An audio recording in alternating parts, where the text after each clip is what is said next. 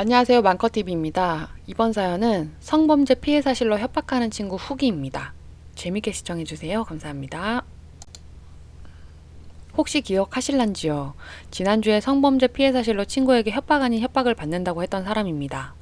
연예인들이 인터넷에 선풀이니 악플이니 하는 걸로 좌지우지 될 때 그 말이 무슨 말인지 잘 이해가 가지 않았는데 정말 많은 분들이 위로해 주셔서 큰 힘이 되었습니다. 다시 한번 감사드립니다.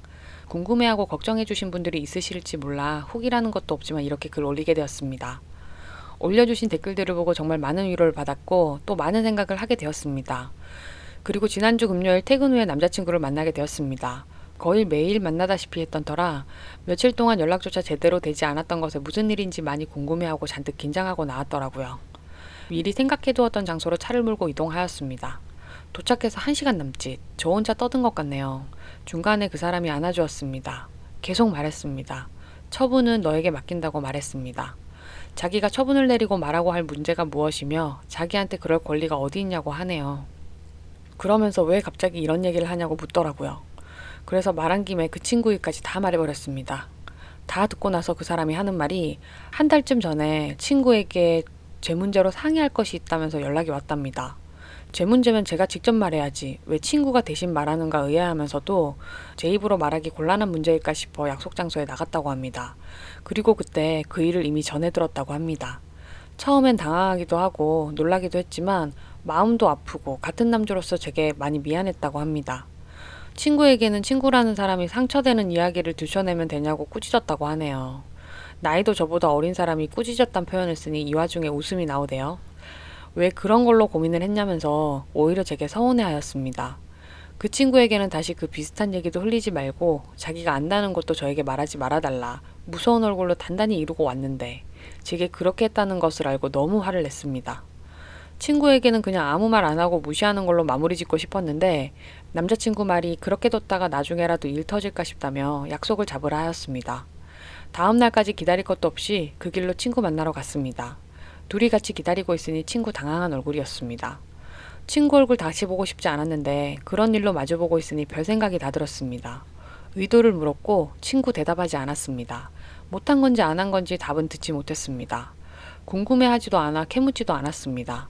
남자친구 말은 정확히 생각나지 않지만 요약하자면 이렇습니다. 무슨 일이 있었든 이 사람과 끝까지 갈 것이고 그런 일로 흔들림 많지 가볍게 사람 만나고 하지 않는다.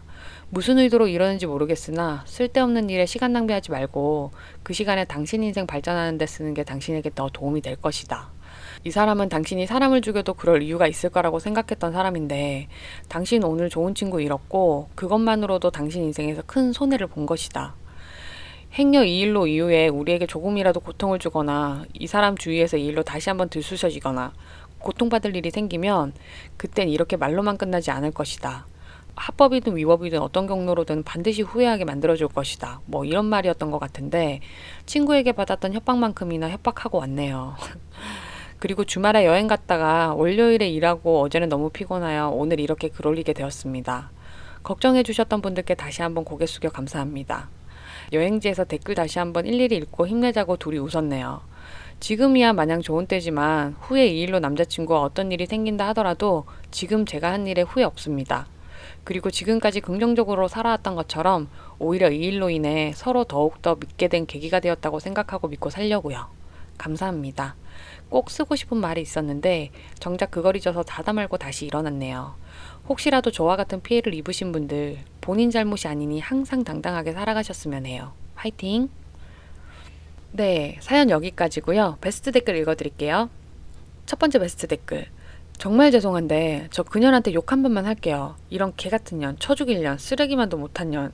친구가 힘든 일 겪고 겨우 좋은 사람 만나 행복해지려는데 그걸 못 보고 어디서 감히 협박을 하고 이간질을 해. 천하의 못된 년 같은 이라고. 아주 평생 시궁창에서 처박혀 살아라 이 나쁜 년아.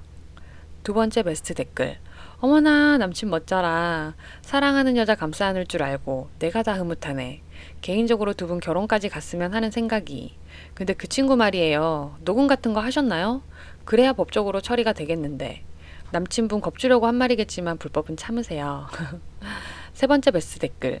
이 사람은 당신이 사람을 죽여도 그럴 이유가 있을 거라고 생각했던 사람인데 당신 오늘 좋은 친구를 잃었고 그것만으로 당신 인생에서 큰 손해를 본 것이다. 제가 댓글을 잘 안 쓰는데 이 부분에서 울컥했네요. 큰 아픔을 겪으셨지만 아픔을 치료해 주실 수 있는 분도 만나셨군요. 얼굴도 모르는 남이지만 제가 다 눈물이 나네요. 잘 해결되신 것 같아 너무 축하드리고 앞으로 행복한 일만 있으시길 바랄게요. 행복하세요. 네, 베스트 댓글까지 봤고요. 시청해 주셔서 감사합니다. 좋아요와 구독은 제게 큰 힘이 됩니다. 꼭 부탁드릴게요. 감사합니다.